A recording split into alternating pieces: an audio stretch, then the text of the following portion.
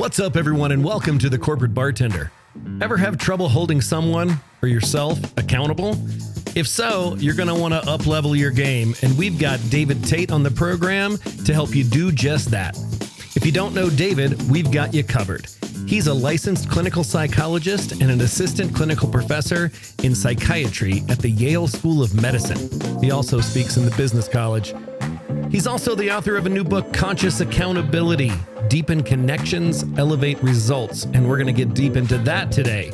David's a great guy, his ideas are fresh, and he's just fun to hang out with. This conversation was a blast, and I think you're going to dig it. So buckle up, TCBers, grab your favorite cocktail, and let's get right on into it with David Tate on today's TCB.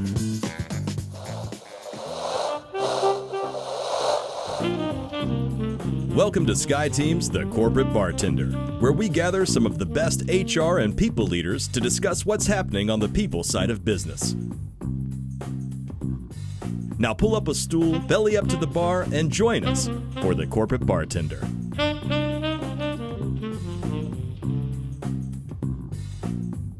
Well, Lori, what do you think? Should we get on into it?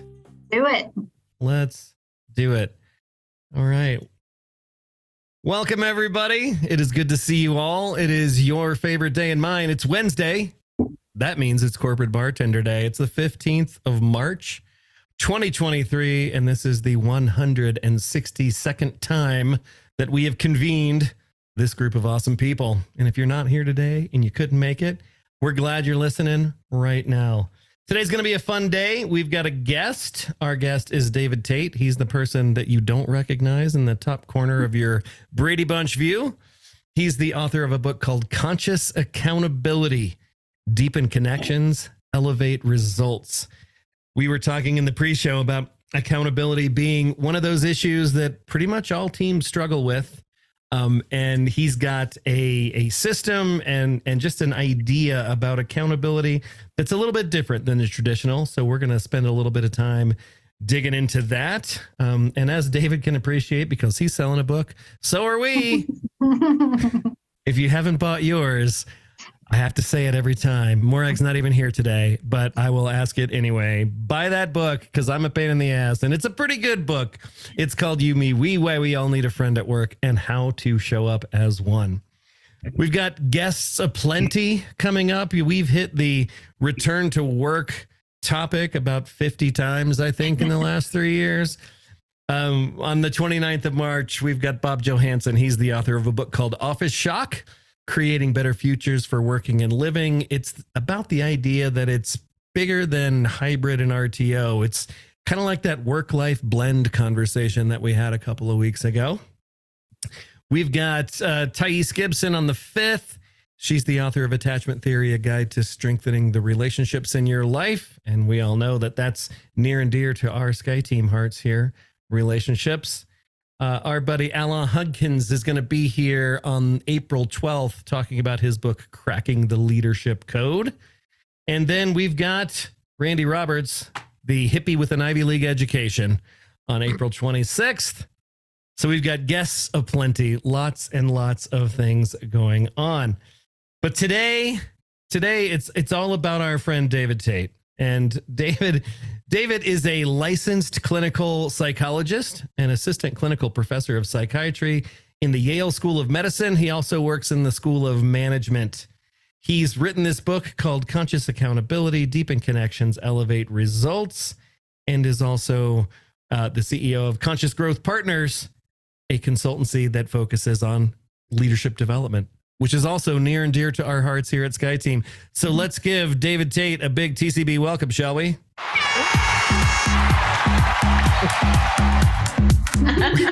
Nice dancing. Yeah, see, we dance everybody onto the program, David. That's how we roll here.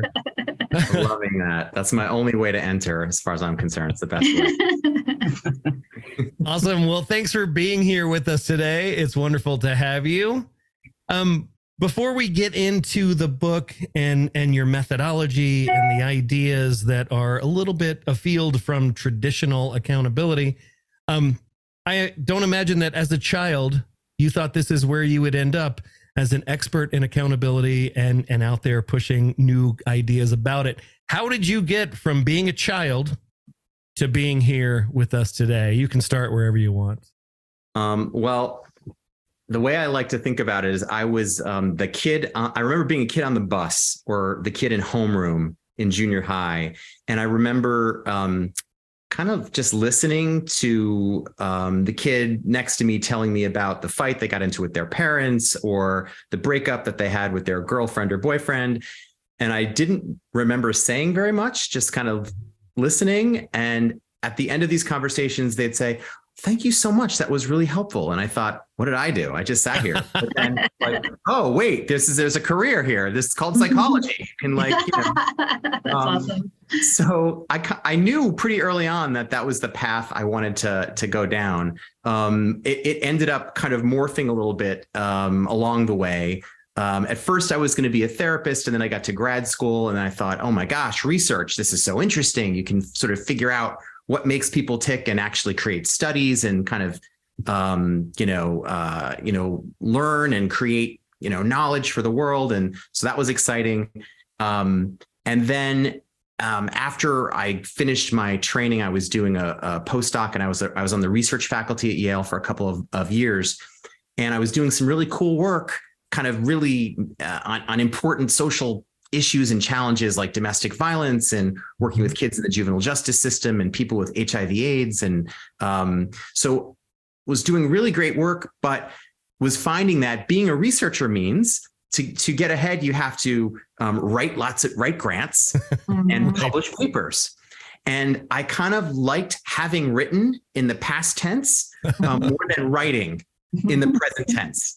And the idea of like making a living by writing just was like, didn't feel like it was really filling my heart. Right. So I took a sabbatical, like a kind of an unpaid leave from Yale for 6 months, and kind of did a bunch of traveling and soul searching, and kind of realized that the thing that really lit me up was using myself to kind of create some kind of change. And where was the coolest place you went on your sabbatical? Ooh, coolest place. I'd have to say New Zealand was pretty cool. That's cool. I was like totally, I saw the Lord of the Rings, and I was like, it was filmed in New Zealand, and I must go here and check this out. Like, where was Frodo, and doing all this. So that was definitely an amazing place. But it was on a park bench in Barcelona where I realized, you know what? Research is not going to be the thing that floats your boat. It's going to be something else. You have to find a different way to be a psychologist. So I came back, I did a bunch of networking. I ended up meeting someone who was doing family business consulting.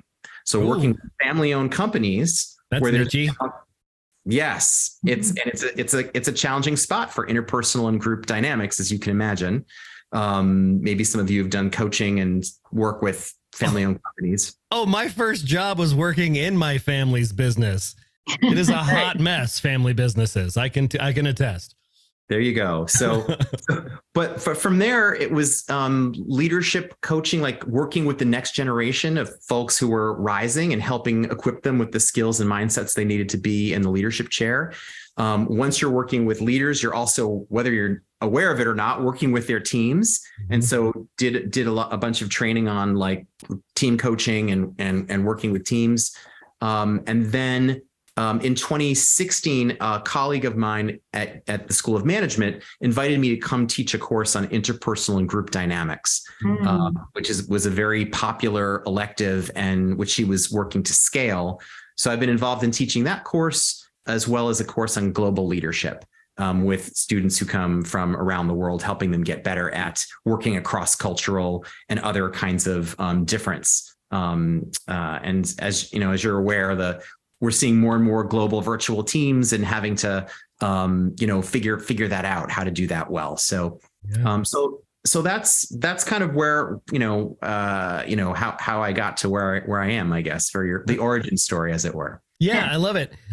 In the global leadership course that you're doing right now, I'm curious, what is the most pervasive issue that you're seeing with these global virtual teams? What's the biggest challenge they're facing? There's a number of challenges that are unique to global virtual teams. Some of it is, it ranges from, language fluency issues and people not fully understanding each other. And something as sort of basic as that.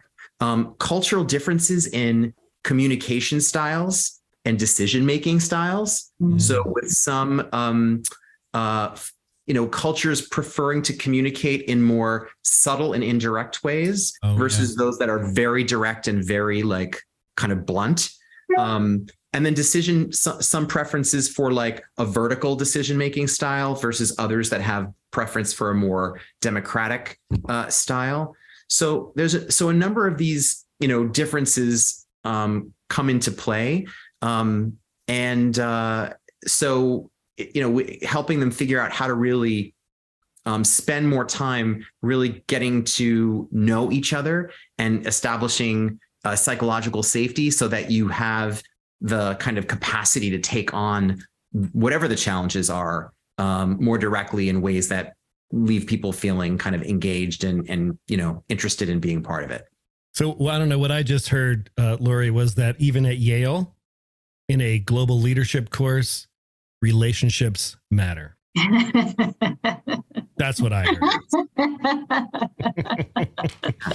heard. David, so being a psychologist, working in a prestigious institution and being exposed to a lot of different ideas, what led you to write a book about accountability?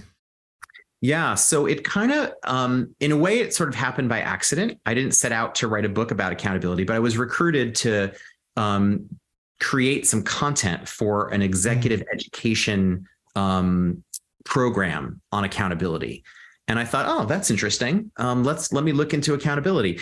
To be honest, it wasn't one of my favorite topics prior to this because I don't think it's anybody's favorite topic. Right. So, a lot of my own associations with accountability were not entirely positive. Mm-hmm. And as I looked at sort of some of the existing models of accountability, they seemed a little bit sterile to me. They weren't really taking into account what makes us human and what really motivates us. And so I ended up, sort of doing some research and then sort of thinking about what do we actually need to do accountability better? And that ended up becoming the Connect framework, which is, we can talk more about that, but that's kind of how it ended up happening. So I taught the contents of the book in a program for a number of years. And then the folks who commissioned the work also have a publishing arm, Association for Talent Development. I was going to say, I saw it was an ATD press book. Yeah. Yeah. So ATD came back to me and said, hey, we've been wanting to do a book about accountability for a couple of years. And I think, we'd like to invite you to do that. And I was like, okay, sure. Why not? So awesome. So conscious accountability, that's the title of the book. And I love the subhead, Deepen Connections, Elevate Results. Again, it's pushing on that connectivity there. What are the key differences between conscious accountability and traditional notions of accountability? Yeah, great question. So so I call this traditional notions of accountability, I call it accountability 1.0. With the idea that, conscious accountability is really kind of like hopefully an upgrade from there. So in accountability 1.0, the focus is often on results, right? Mm-hmm. Did you do the thing or not? Did we hit our numbers this quarter or not? It's very, very much focused on the results and on the goal. Conscious accountability encourages us to broaden the lens to not just focus on results, but also on relationships.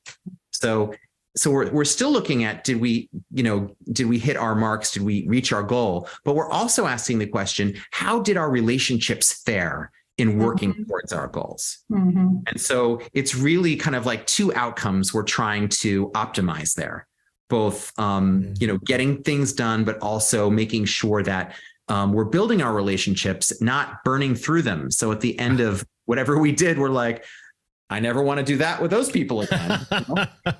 We have a performance management matrix where you're actually assessing on two axes. One is what you accomplished, and then the other is how you accomplished it. And so that really gets to core values and the quality of your relationships. And did you leave a trail of dead bodies in achieving that great result? Right.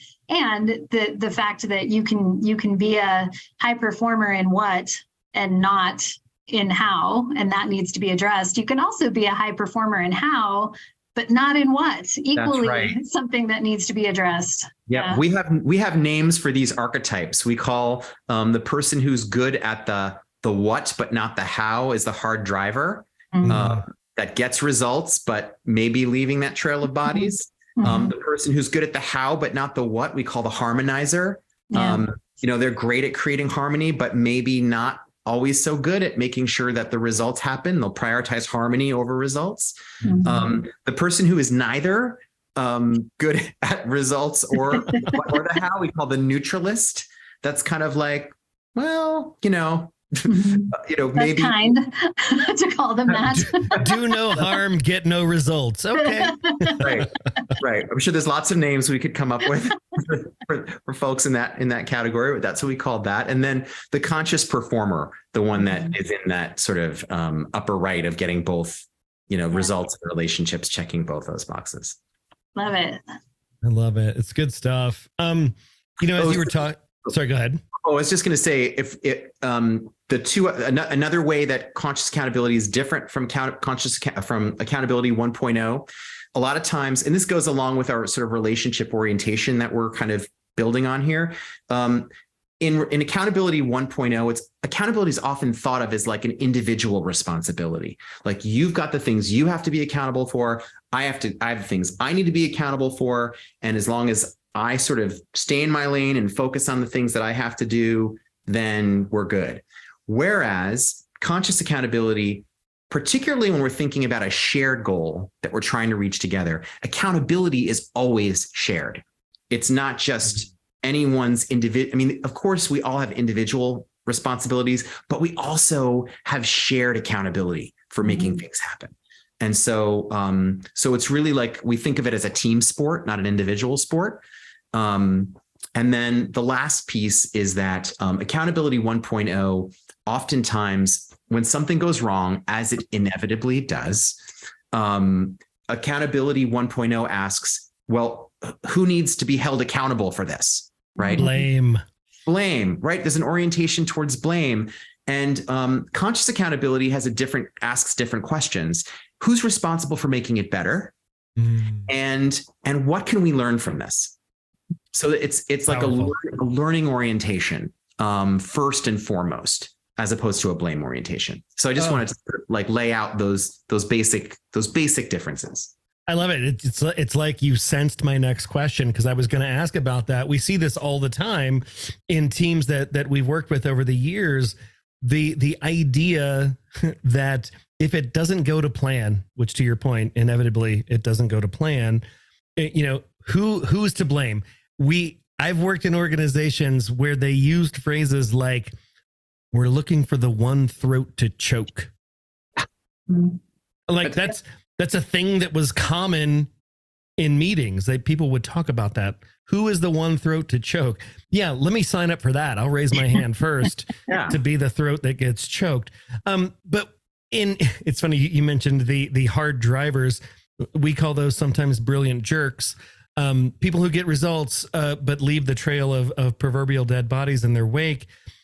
If that person is leading the team, that blame culture can arise, even if the leader doesn't intend it, because it's the perception of their leadership style, right? That's right. So when you think about this idea of conscious accountability being more of a social awareness vibe, how do you transition a team that's been doing 1.0 and has admitted that, hey, postmortems and one throat to choke doesn't work, we need to do something different? How do you get them to buy into this notion of more of a social basis?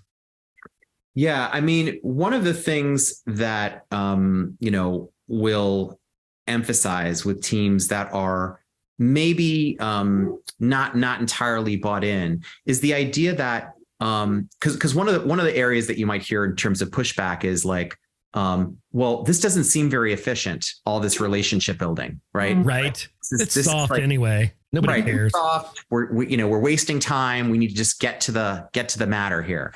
Yeah. The truth is that it's actually more efficient to build relationships on the front end and to take the extra time that it takes to get to clarity. And not just sort of like, I said it, so it's clear, right? That's actually not how clarity happens. Right. And so, so it takes there's like negotiation to get to really shared expectations and real buy-in. But when you take the time to do that and you set the conditions for the team to become successful, you have a much easier time downstream in terms of what follows. There's a lot less places where things kind of go off the rails, and when they do sort of diverge, you can quickly pull them back to where they need to be.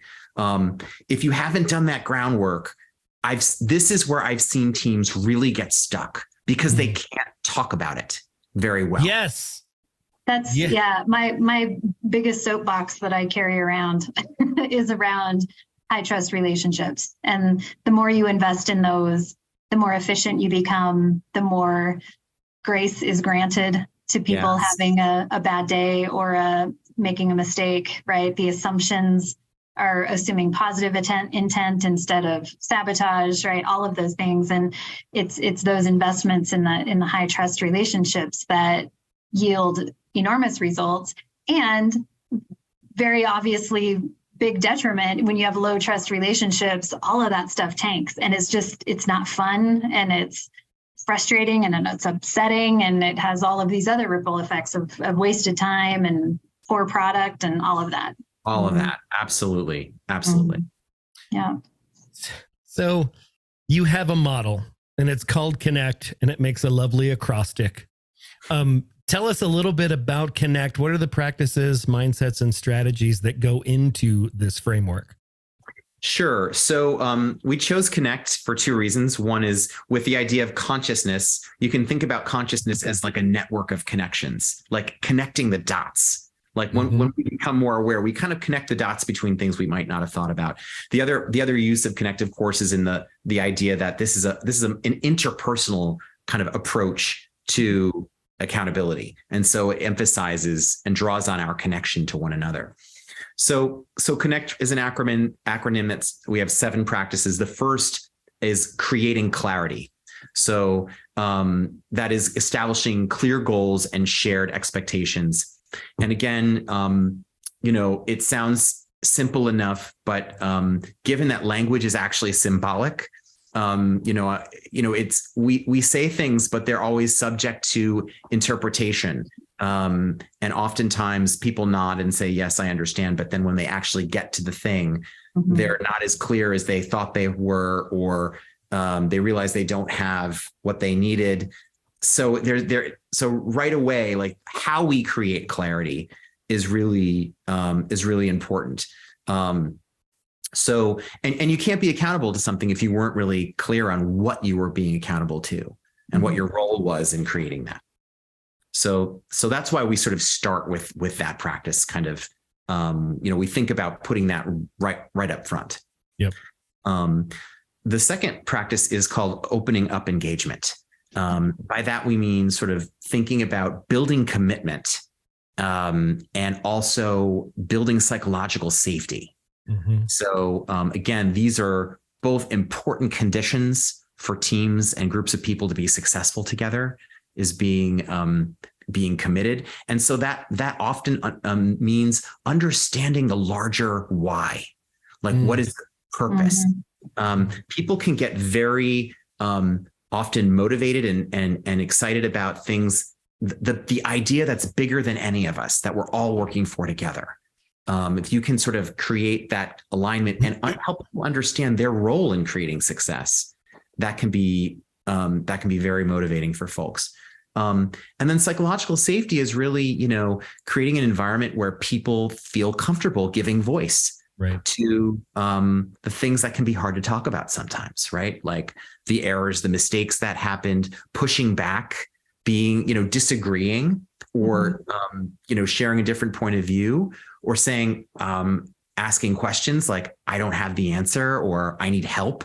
All of these things, rely on an environment where you feel like you're not going to get dinged or lose face because of these, or worse, right? Have like repercussions for saying the thing that's hard to say. And leaders can do a lot to sort of model by willing to be vulnerable themselves. Yeah. Seen time and time again in teams and in groups, that vulnerability begets vulnerability, but somebody has to go first. Oh, 100%. So it seems like creating clarity and opening up engagement. This is like, I don't know, it sounds to me like this is the butter in the pan. This is what makes the environment really susceptible to being able to practice conscious accountability. Then the next practice in the framework is called nailing it. And I love that name, nailing it. What does it mean to nail it, David? Simply doing what you say you'll do. So again, and sometimes that we think about that as related to like integrity, and being an accountable person is that, having your words and your actions match. It's again, simple enough in concept, but as I'm sure we're all aware, we live in a world with so many competing commitments, and also like what I like to call pop-up priorities, the thing that it's kind of like comes up and suddenly like, oh my gosh, like we have to deal with this thing and it seems like it's on fire. And how do we manage our existing commitments under those conditions? And how do we, make sure that we get the thing we said we would do done, or at least communicate and work with others to sort of mitigate against those things that can get in the way. So if we're not nailing it, I'm assuming that the second N here, noticing, is where that starts. What is noticing? Yeah, so noticing is kind of like as we're working to nail it together. It's not necessarily if we're not nailing it, but as we're working together to nail it, it's really noticing is about kind of paying attention to your own experience. So noticing yourself, noticing what are you feeling, what are you seeing, what are you experiencing, and then also noticing what's going on with your teammates and the people around you, and paying attention. Is everybody seem like they're okay? Anybody seem like they need a little support? And or is there anything that seems off in any way? And checking in, being willing to kind of give voice to your noticings with compassion and curiosity, not judgment. Love that. So it's really about offering check-ins along the way that allow for conversations that could result in a course correction or offering support. And so if done in the wrong way, this can feel like, what, don't you trust me? Like, why are you checking up on me? But if it's done in the right way, it actually feels super supportive and like, I'm not in this alone. I actually have people who notice that I'm here doing this thing and actually care about us doing this together. What I love about that is it's part of the framework. It's an expectation. I think sometimes that, noticing when you get caught or somebody notices something, if I don't expect you to say something about it, it can be slightly off-putting, right? I can be defensive when receiving it. Right. Versus basically saying that if we're practicing this notion of conscious accountability, it's just part of the process. That's right. It's expected.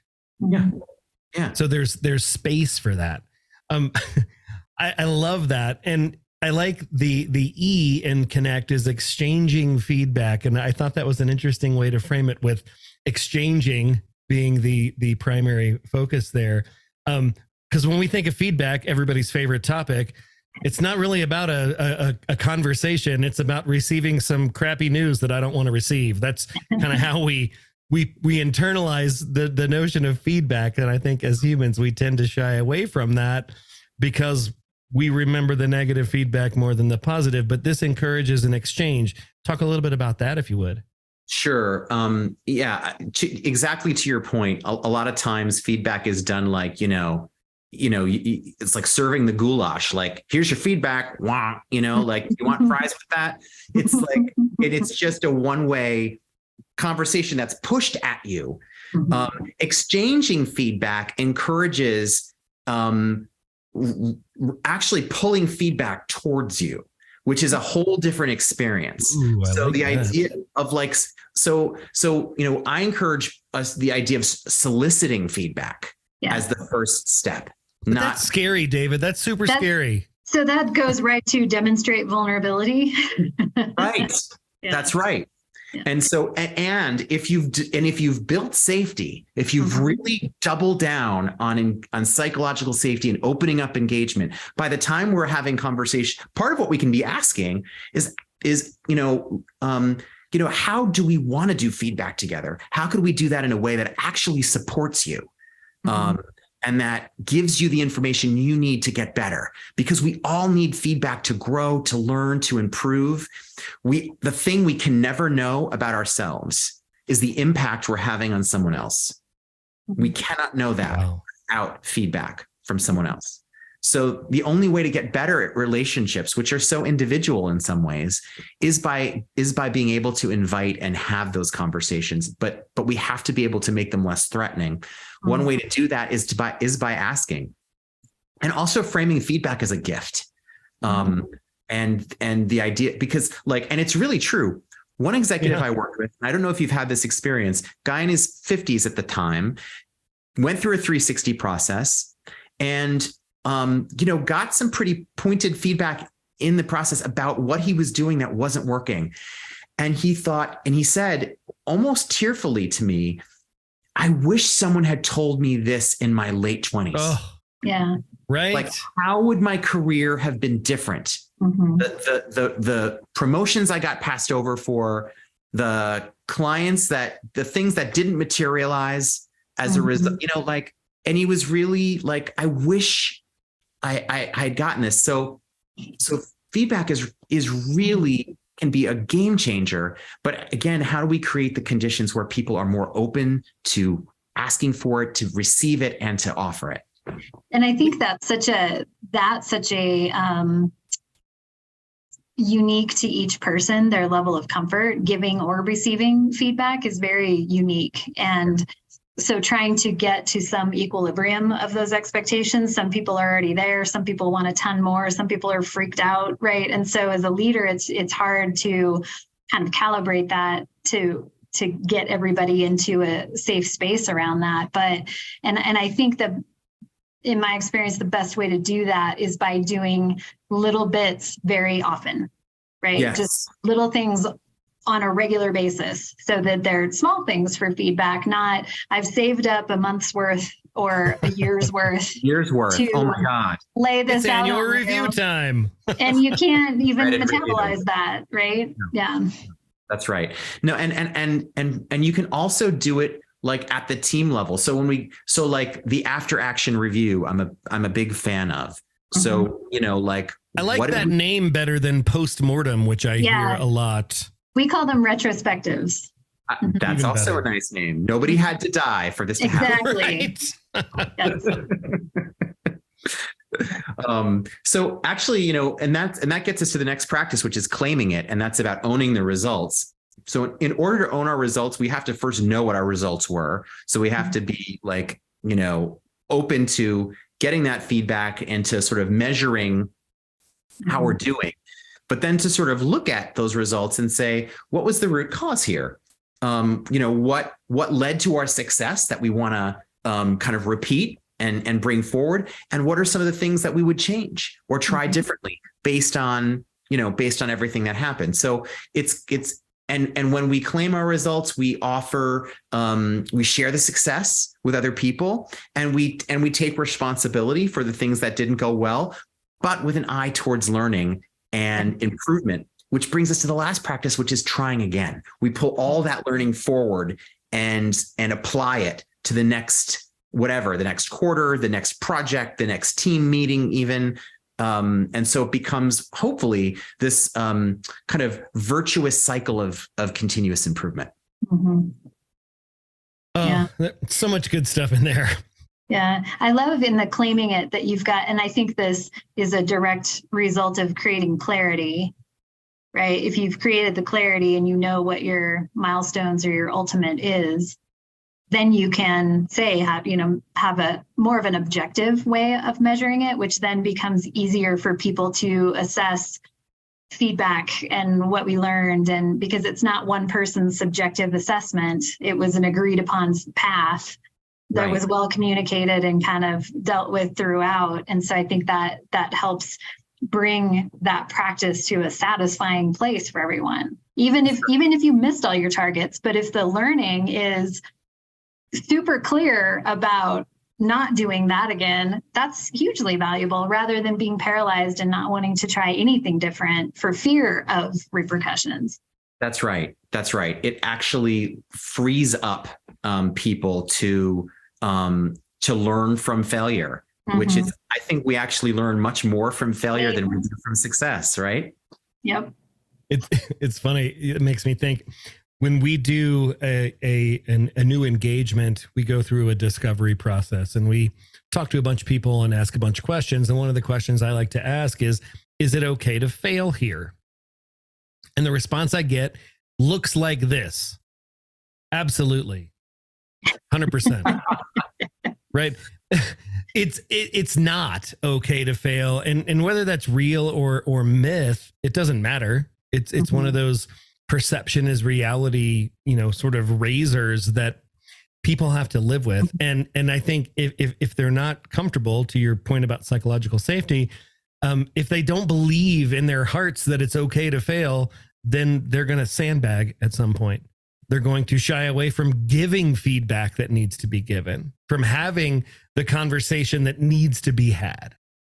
That's right. So how can we courageously step into that space and offer and, ultimately receive feedback? Yeah. And I have a layered question to that maybe you can help with, David, especially from the psychological perspective, because I think there's an organizational culture around failure, learning, punitive, what's the orientation there? And people have either a personal experience or the lore of what came before, right? So there's a cultural element there. There's also an individual level of people who are way towards the perfectionist spectrum, right? Or way towards the high achiever spectrum, cannot see failure as a learning opportunity. It just feels like failure. So how do you might have a culture that's willing to be very gracious about what we learned from this, but you have individuals who have a really big internal barrier to being okay with that space. Like, how do you pull those together? Yeah, I don't know if you talk with folks a lot about growth mindset, about having a growth mindset. Continuous learning and yeah, Carol Dweck's work. I mean, I find that so useful in helping people. And the idea too is that you can have a growth mindset this morning, and then by the afternoon, or the other way, a fixed mindset this morning, and then by the afternoon, you've softened and opened to more of a growth mindset. Like, it's not like you're a fixed mindset person or you're a growth mindset person, right? So like, even that, like, we have the capability, to change it. And like, I have examples myself in my own life of getting some, negative feedback from a client about, and then feeling like, well, what's wrong with them that they didn't appreciate my brilliance? Like, what? And then being like, okay, well, let's take a closer look at this. And then realizing, oh, actually, they have some points here. Like, I can see why they would experience that. And then like having some conversations, what could make this better? How could we, and then coming back at it and then having it go much better. But that, if I stopped with the righteous indignation and sort of being closed to learning from feedback, it would have ended there. And I probably would have ended the engagement, or might not have gotten another chance. Right. Yeah. So, I mean, so I can relate to that concern around failure. I do think, again, that we can distinguish between small F failure and large F failure. Mm. And that people don't necessarily distinguish between the two.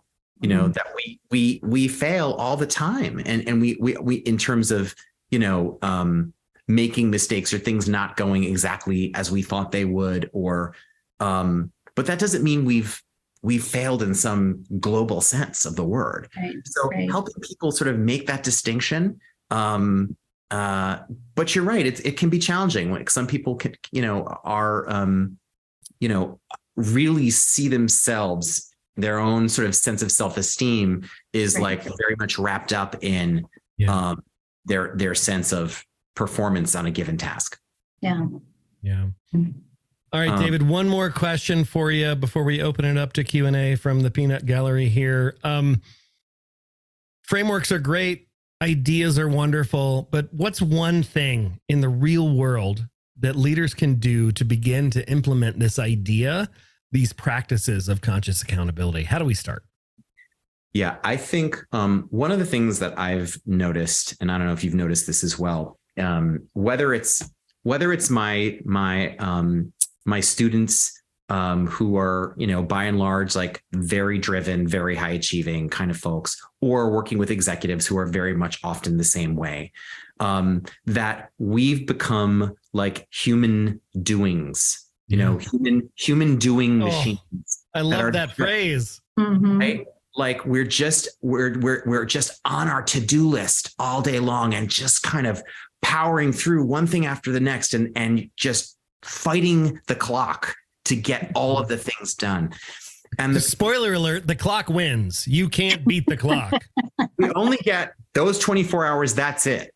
Like that's all there is, right? We have all the time there is. But if we can, so I think the one thing that leaders can start to do is to appreciate the value of creating time for reflection. Yes. Because there's so much available in terms of what we can learn, and also getting clearer on what we want, how we feel, what our intentions are. Like the whole consciousness part of conscious accountability doesn't really come to fruition unless we create space for more deliberate kind of reflection. And it doesn't have to be, you know, going on retreat for a week. You know, we can build in moments of reflection throughout our day where we check in with ourselves, where we think about, all right, what is it that I'm trying to create here? And that just allows us to be a little bit more intentional and thoughtful, rather than just being in that sort of churning through the endless list of things that never ends. But David, I got real work to do. I don't have time to do this hippy dippy stuff, thinking about myself. And right. I can feel that pushback, but I totally get it. Right. And making taking moments, right. Whether it's blocking 15 minutes on your calendar or just thinking about it as you walk to the car or whatever you're doing that intentionally has a profound effect. And maybe that's something that as leaders, right, when we have our one-on-ones or when we have our team meetings, maybe that's an intentional thing that we can model in those kinds of conversations that maybe don't come naturally to people. Or even if I have to put my sticky note on my laptop that says, be intentional for 5 minutes, right? but that becomes a pattern that's created to where, you know, I had a manager at one point where whenever we would have our big, like, you know, monthly 2-hour big meeting, he would spend 20 minutes checking in with every person around the room about how are you feeling? What are you walking in the door with? What is keeping you up at night? Or he would have a word or everybody had to pick a word to describe a thing. And it wasn't, let's get right into the agenda and check off our list. It's like, let's be present here with these other humans. And and he was a finance guy, right? So you don't even have to go around stereotypes here. But it really made a difference in terms of the rest of that meeting. People were checked in and they were paying attention, and the temperature of the room dropped and the blood pressure of the room dropped because people just acknowledged it. So, you know, maybe it's, you know, in terms of trying to create this kind of atmosphere, the leader has so much modeling that has such an impact, and maybe those are small ways to do it. Absolutely. I absolutely agree with that. We talk about that in terms of setting the tone, right? The tone gets set, and then often that becomes the default pattern. But if you don't, if you actually do that consciously, like, what is the tone that I want to set? What is the, what do I want to kind of create in terms of how we work? And if you do that deliberately, again, what follows from it will be different, and you can design that more as opposed to having it be sort of something that's unconscious. Awesome. I've heard the phrase that the leader brings the weather, right? Just in your nonverbal, what's the look on your face and the way you're carrying yourself when you walk in the door, people feel it. And then it becomes, here's the tone, right? 100%. And our CEO said that he started a practice where when he drives into the parking lot, before he leaves his car, he gets his mind right? He's like, this is how I'm going to walk in the door, because everyone who sees me walk through the building is going to feel whatever my countenance is. That's right. It's like, clear out those storm clouds. Yeah. Let's create clear skies here. Right. Yeah. That's awesome. Listeners, if you haven't listened to the Phil McKinney episode of The Bartender, that is a fantastic episode. And it's going back a couple of years now. Before we open to questions, David, if people want to bring conscious accountability into their organizations or get this book, where do they find you? How do they connect? You can find us at www.consciousgrowthpartners.com. And can learn more about the book there, as well as the services that we offer. Fantastic. All right. Anybody have any questions for David? So many things here in this conversation that I love. David Tate is officially my favorite person from March 2023 at this point in time. I know Ruby has a question. She's already off mute. No, just like it connects with Morag's comment. She said, loving this, so much synergy. My mind is kind of exploding a little bit, connecting it to some, the models that we teach, the models that we've written about. In our book, we talk about what does it mean to be an ally, to show up as an ally to your coworkers, to be a friend to others at work. We've also recently started more deeply exploring, well, what does it mean to be an ally to yourself? And the first component, the first practice, we call them practices, is abundance and generosity.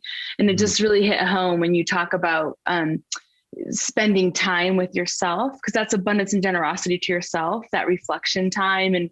And to help me be a good leader, I've got to spend time with myself so that I do know what my values are, what I care about, where I'm headed, who I want to be as a leader. And then thinking about, from a team perspective, being accountable to my team, I do need that to spend time, just from abundance perspective, be with people, not just the doing. So I just wanted to double underline your comment. And I just love all of your work, and it connects to a lot of the things that we teach. So thank you for your research and just all the work that you've done in this field. Oh, thanks, Ruby. Appreciate that. Yeah. Awesome. I have a question. Yeah, go ahead, Lori. David, do you have any, in all of your wanderings through psychology and leadership and all of that, do you integrate any kind of personality assessments into when you're working with teams to kind of help understand those individual preferences or tendencies or derailers to help a team kind of figure out these paths to connect? Yes, I do, in fact. So there's a bunch of different tools that I use, and I may, really try to be thoughtful about choosing the right tool for the right situation. One that I use a lot is called the Needling Brain Instrument, the NBI, and it measures thinking style preferences. And it's a really neat measure. There's no kind of it's based on brain science research. It identifies sort of actually 4 primary preferences for how we think. It looks as the brain is a metaphor for thought. And so you can have sort of more people who are more cognitive in their approach, more emotional in their approach, more left brain, sort of like logical, sort of focused attention processing versus right brain, which is more global processing. So those distinctions yield these 4 different styles, and you can help people understand their styles, how they may be different from their teammates, and also the idea that it takes a team needs a whole brain to actually work. So like how do we actually get that diversity of thought and really leverage different thinking styles to create the best, most innovative solutions? I love that. I think that, and just going through that process when I've worked with teams around pick your flavor of assessment, just the process of first self-awareness, going, oh, that's almost eerie how well that describes me, right? And then moving on to understanding other people and that whole concept of like, oh, David isn't trying to piss me off every day. By the way, he does X, Y, Z. That's I mean, he his might default be. You don't view know. of the world, right, exactly. And it's different than mine, which we can leverage for each other for the good, right? That once we understand that and we have tolerance or even appreciation for that, and the building of the trust and the opening the engagement, all of those things, I think, go such a long way in helping us see each other as whole human beings. And then you can get to how do we create clarity and how do we benchmark our results and how do we debrief feedback? Yeah. That's right. No, I think there's a lot of those tools go a long way towards that, building greater awareness of ourselves and of each other and of the team as a whole. So I like to often start, in that way. Yeah. It's also, it can be a good way to onboard new members of the team, right? By kind of understanding this new person's coming in, and let's share all of these dynamics with each other with this new person so they get off on the right foot and everybody's, singing from the same sheet of music. So. That's right. I've had some companies that really like use some of these tools as part of their onboarding process and really helping kind of almost designing work to fit people's preferences, so that if they're working inside their preferences, they're usually, they have a greater sort of sense of ease and flow with their work, and it tends to go better. So there's a lot of ways to use this stuff, but I love that idea of onboarding people. I love it. Awesome. His name is David Tate. His book is called Conscious Accountability. You can find him at consciousgrowthpartners.com. If you have questions for David or want to connect, do reach out. And let's get on into our end of show. David, you are welcome to stay at the end of The Bartender. We do 3 things. They are funny things. It's a good feel story, and it's a goofy cocktail. It takes about 5 minutes to go through. If you want to hang out, you're welcome to hang out. If not, do what you got to do. We'll shift into funny things. Funny thing number 1. This made me laugh because I sang the song when I read the tweet. I think the guy that really cared when Jimmy cracked corn, otherwise he wouldn't have written a whole song about it. Because he did care. He wrote a whole song. This one made me laugh. Remembering this on International Women's Day. Oh, you're a feminist? Name every woman. This guy said Whitney Houston. I'm every woman. That's what she said. We had an episode a little while ago about the management practices of Elon Musk, and this one made me laugh. That feeling when you find out you would have to pay $100 million if you fired the guy you just fired. I would like to apologize to Holly for my misunderstanding of a situation. It was based on things that I was told that were untrue, or in some cases true, but not meaningful.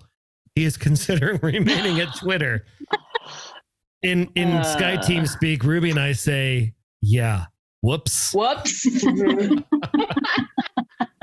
Big whoops. Funny thing number 4, one thing we got exactly right is making sure that every kid learns how to play the recorder. Probably the most beautiful sounding instrument ever created.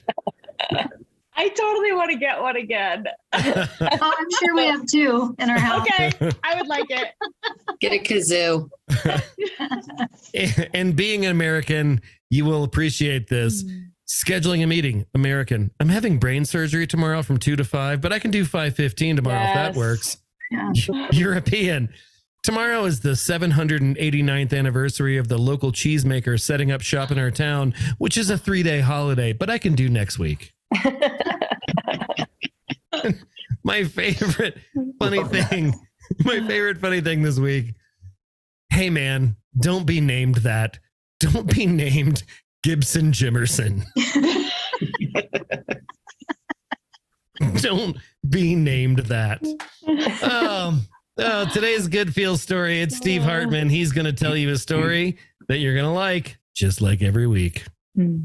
Finally tonight, CBS's Steve Hartman goes on the road with a high school football star who's using lessons from his painful past to give others a brighter future. When Lincoln East High School football phenom, wide receiver Malachi Coleman announced he'd be playing for Nebraska next season, it was the completion of the ultimate Hail Mary. 12 years earlier, Malachi's mother left him and his younger sister by the side of the road and never returned. Malachi suffered abuse in the foster system until eventually he and his sister were adopted by a loving family. But so much damage had been done. He was a broken kid. Parents Miranda and Craig Coleman. Like, he lived for today and only today, and nothing mattered. A mean and selfish jerk, by his own admission, who refused to do anything kind for anybody. Yeah, because nobody had really helped me up to that point, you know. So why should you help them? Yeah.